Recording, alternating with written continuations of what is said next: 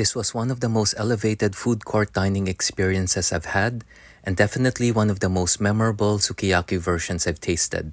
Love their stall too, which feels like a trip to Japan with their intimate bar design. I need to be honest, I was invited by Inari Sukiyaki via TikTok message. I said yes to Inari because I've eaten here before at my own expense when they first opened and was happy with the sukiyaki rice bowl. And because I wanted to try their sukiyaki soup, which was not part of the menu when they opened. Let me simplify their menu for you. They are a Japanese restaurant specializing in sukiyaki, which is usually thinly sliced beef simmered with vegetables, soy sauce, and sugar. You have two choices. 1. Sukiyaki as a soup, which is more common. 2. Sukiyaki as a rice bowl. I suggest you try both. I find the servings large enough for two, so feel free to share. When you order the sukiyaki rice bowl, you have 3 options for the kind of meat.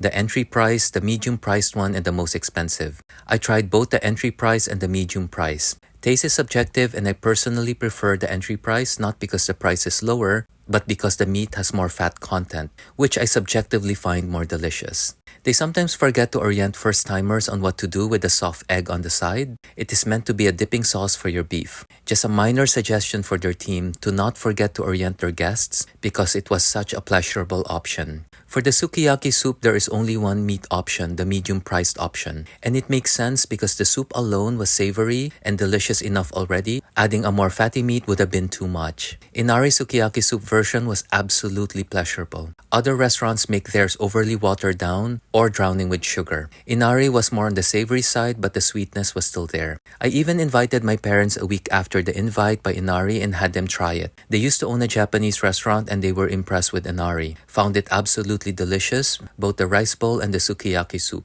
I also tried their torch sushi and it was great.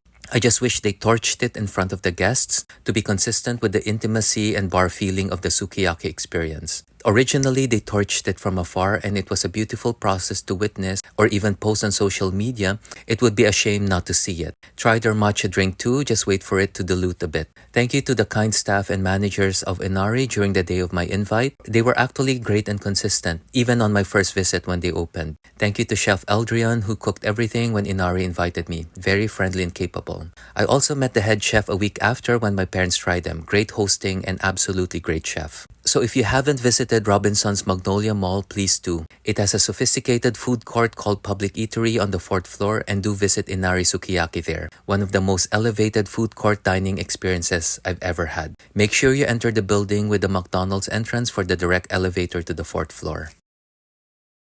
Click follow for the next story.